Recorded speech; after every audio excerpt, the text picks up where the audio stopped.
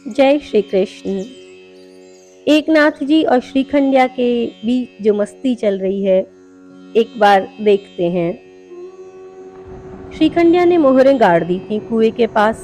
एकनाथ जी के डांटने पर वो सेठ जी के पास गया। आपने मेरी शिकायत की नाथ जी से?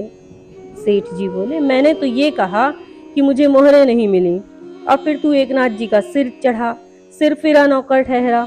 भला तुझ पर कौन भरोसा करे? हाँ, भरोसे के लायक तो आप ही रह गए हो ना। मुझे हिसाब किताब बताओ, किस बात की मोहरें लेनी है आपको? एकनाथ जी के पिता ने मुझसे 100 मोहरें ली थी। ठीक है। उस पर 20% सूद प्रतिमाह लगता था। पक्का 20%? हाँ भाई हाँ, 20%। गीता पर हाथ रखते हो? सेठ जी कुछ सकपकाए से, जैसे कुछ याद करते हुए, शायद 15% था। काफी समय हो गया, इसलिए थोड़ी भूल सी हो गई। समय थोड़ा और भी ज्यादा हो गया है, थोड़ा और अच्छे से याद करो सेठ जी। हाँ तू सही कहता है, 10% था। अब कुछ याद आया है ठीक से। श्रीखंडिया बोला, आपके पोते को लाऊं, उसके सिर पर हाथ रखकर अच्छे से याद आ जाएगा साफ साफ। सेठ जी हकबकाए से बोले, अरे नहीं, अरे हाँ, मतलब वो 5% था। अब तो ठीक से साफ साफ याद आ गया भाई, अब तो पीछा छोड़। हाँ अब सही है, अब आगे की कहानी बताओ। अब आगे की क्या कहानी? चल जाने दे अब बाकी के पैसे। तू जा, मैं कुछ नहीं कहूंगा एकनाथ जी से। नहीं नहीं, ऐसे कैसे? नाथ जी मालिक है मेरे, हिसाब तो पूरा बराबर करेंगे ही, ऋण थोड़े ही रखेंगे। आप आगे का हिसाब किताब बताओ। आगे का क्या, फिर उनके पिताजी ने 50 मोहरें सूद सहित चुका दी थी, जीते जी ही। बाकी की एकनाथ जी चुका रहे थे, पर अब ठीक है, जाने दो। अरे सेठ जी, आपकी याददाश्त सच में बहुत कमजोर है। आपके पोते को लाना ही पड़ेगा लगता है। सेठ जी कुछ घबराए हुए से, ओहो, अब याद आया, उनके पिताजी ने 80 मोहरें चुका दी थी। हाँ अब सही है, अब आगे। सेठ जी कुछ पसीने पसीने से होते हुए, फिर एकनाथ जी ने एक किश्त में 40 मोहरें दी थी। 400 दी होंगी शायद, हद करता है तू भी। 50 दी थी, कहां से देगा गरीब एकनाथ 400 मोहरें? हाँ तो आप भी 50 तो बोलो, 40 तो मत बोलो। फिर आगे। फिर शायद 2-3 बार और 50-50 दी थी। ठीक से याद करो सेठ जी, कितनी बार? 2-3 बार या 4 बार या 10 बार?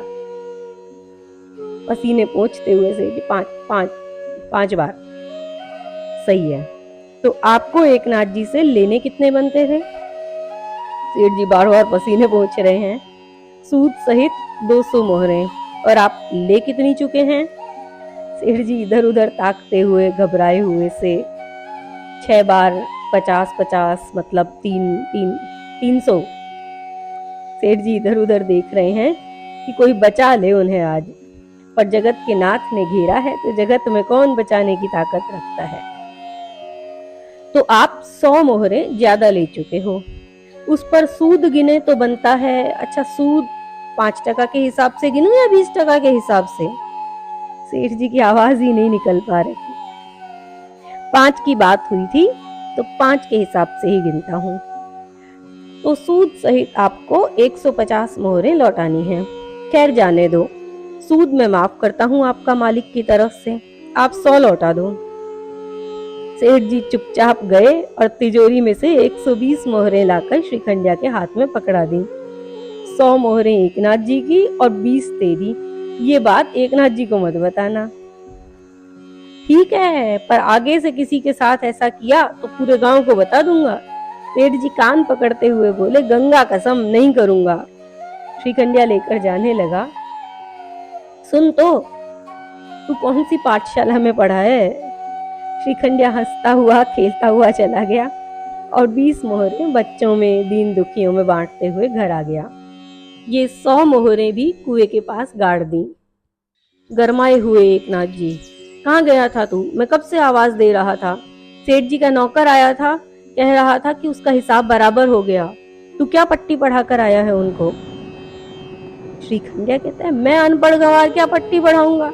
इतनी अक्ल होती तो यहाँ आपकी जूतियां क्यों साफ कर रहा होता। ऐसे ही थोड़ा गांव घूमने चला गया था। एकनाथ जी शांत होने का प्रयास करते हुए कहते हैं, ठीक है, पर कहकर तो जाना चाहिए कहीं जाए तो। श्रीखंडिया मुंह बिगाड़ कर बोलता है, ऐसे बांध कर रखोगे तो चला जाऊंगा। मैं कौन सा आपका सेर दो सेर अनाज खाता हूँ जो ऐसे हुक्म चलाते हो। नरम हुए एकनाथ जी। अच्छा अच्छा ठीक है बाबा, जो तेरा मन करे सो कर, पर जाने की बात ना किया कर। श्रीखंडिया एकनाथ जी की जूतियां उनके चरणों के आगे रखकर सिर झुकाए हुए कहते हैं, आप माई बाप हैं, मालिक हैं, कुछ भी कह सकते हैं। मैं ही बेकार हूँ जो नौकर होकर भी आपको कुछ भी कह देता हूँ। आगे से ध्यान रखूंगा, माफ करना। एकनाथ जी उसे गले लगाते हुए कहते हैं, तू नौकर नहीं है, तू मेरे प्राण है पगले। बोलो भक्त एकनाथ जी की जय, बोलो विठ्ठल श्रीखंडिया की जय।